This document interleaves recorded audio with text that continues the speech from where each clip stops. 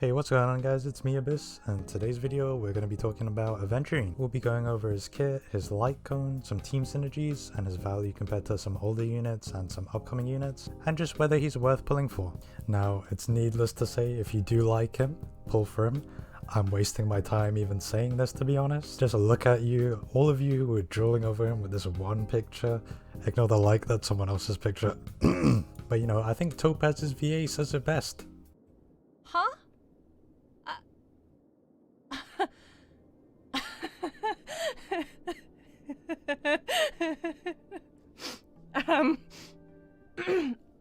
I think some of you might like him a bit too much though. I mean, these tweets, man. Especially this last one, copy pasta or not, you need help. Anyway, moving on, I'll split this up into like 3 parts. So first we'll start with those newer players. For those of you that are new, he'll be a good pickup if you don't have any other sustains. With him on the team, I doubt you'll have to deal with any kind of like crowd control or anything like that. He'll comfortably keep your team alive and dish out some decent extra damage, and any story content shouldn't be an issue for you. And since he scales off of defense, you're going to build him with that. He'll be tanky enough to survive most things, if not everything. And as you progress, he'll only get stronger and you can build him with some more crit stuff. For those of you in the mid game or the earlier starting free-to-play players, if you only have one limited sustain unit, I think he's definitely worth picking up. Again, very comfortable sustain unit, and with those average builds he'll still be able to dish out quite a good amount of damage. And then for the more endgame players and like those meta players, I'd say his pull value is still relatively high. If you do have Fujuan and Ho, I mean, it's obviously not going to be as good, since inherently at E0 S0 he doesn't provide many buffs to the team from a damage perspective. If you already have Luocha and another limited sustain, whilst I do think that Aventurine is better than Luocha, I don't think he's that amazing to the extent where you need to get rid of your Luocha and never use him or anything like that. Alright, next up let's talk about his traces. The main priority is his talent, that's the crutch of his kit, and then you can level up the skill and the ultimate on an equal basis, and then just leave the basic attack. I mean, you should be getting all of them to level 8 other than the basic anyway. All of his trace passives, so all the ascension traces, are linked to his talent. So we have leverage that increases his crit rate by up to 48%. I think that was what it was in the story mission. Then we've got Hot Hand, which applies his shield Fortified Wager to all allies for the start of the battle. And lastly, Bingo, that lets any ally with Fortified Wager that launches a follow-up attack contribute to his talent stack. So the little number next to his name will go up. And when that little number gets to 7, he gets to reapply shield and do a follow-up attack himself. Now it was 7 in the story, maybe with Eidolons or something it either decreases the amount or he gets more stacks, who knows. Let's talk about light cone options. So obviously, you know, signature light cone's gonna be his best. It gives him a 40% defense buff and crit damage buff when he triggers his talent and his shield, so the uptime on that shouldn't be an issue. It also allows him to work better with teams with Acheron, as with this light cone, whenever his talent triggers, he also debuffs enemies, so they take increased damage by 10% for 2 turns as well.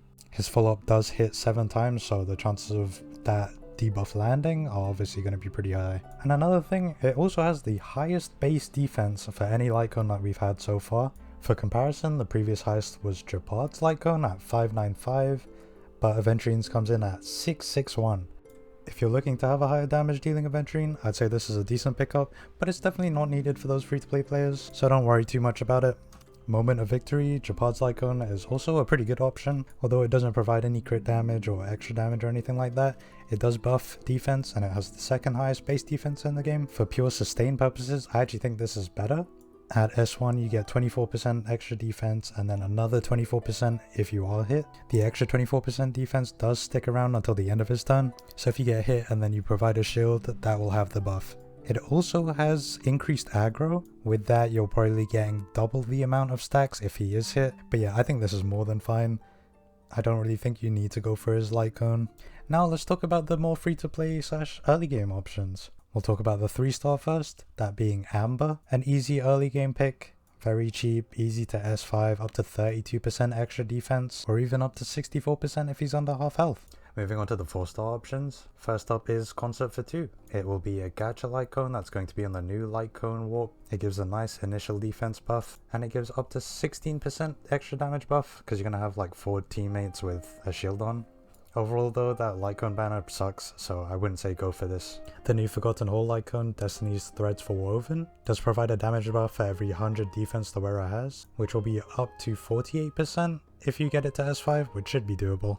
Day 1 of my new life is also a pretty decent one with the defense buff and the base stat being higher. Landau's Choice and Trend of Universal Market are okay. Unfortunately, they have quite low base defense. Landau's Choice is kinda nice for the extra aggro, lets you keep his talent up a bit more. And Trend of Universal Market just gives you that extra defense percentage. There's 2 Lightcones you should avoid. One is the Hearthstone one, that one sucks for Aventurine.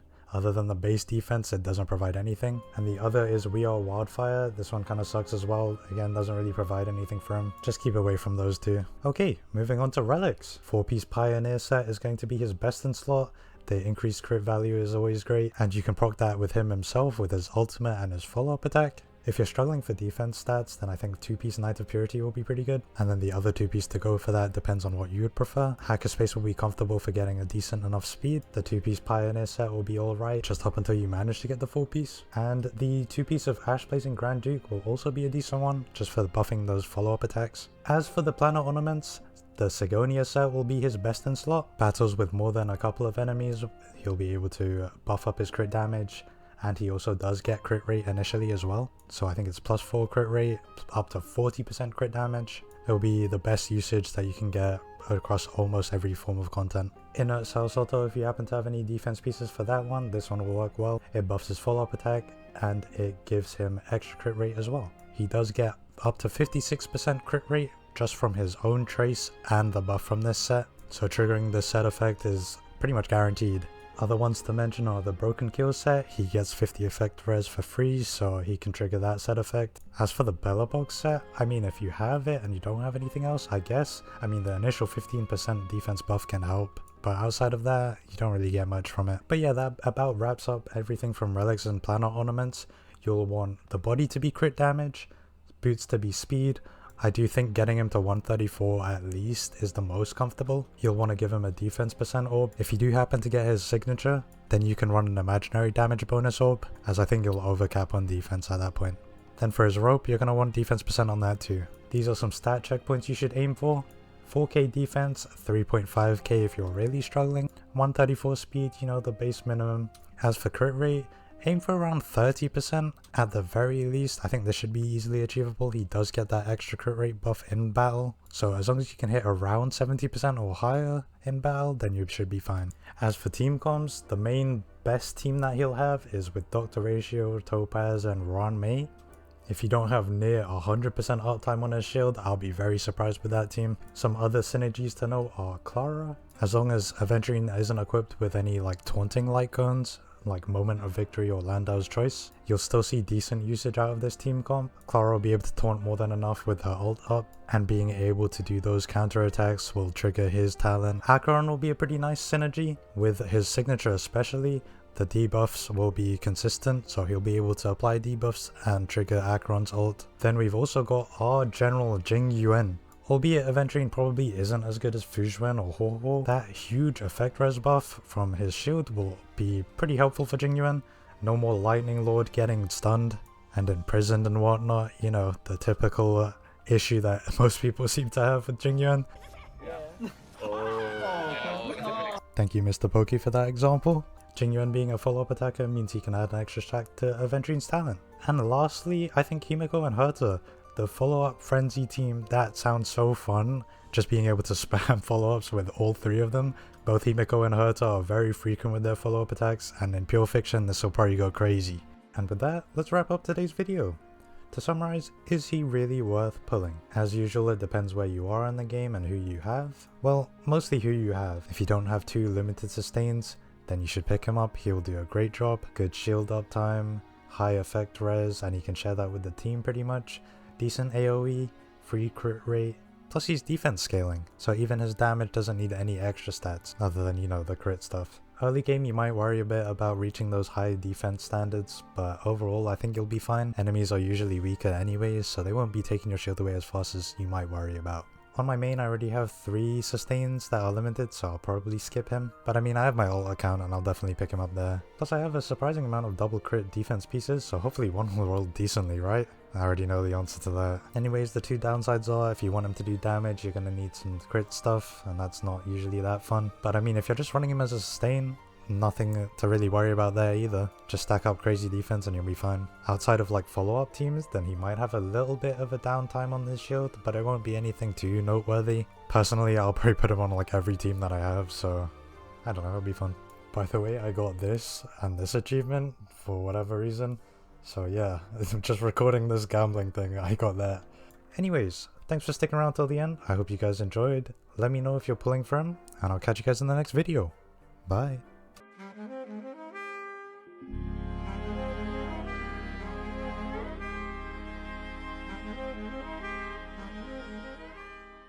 Do you think I like gambling too much? I think that... Nah, I'm fine, right?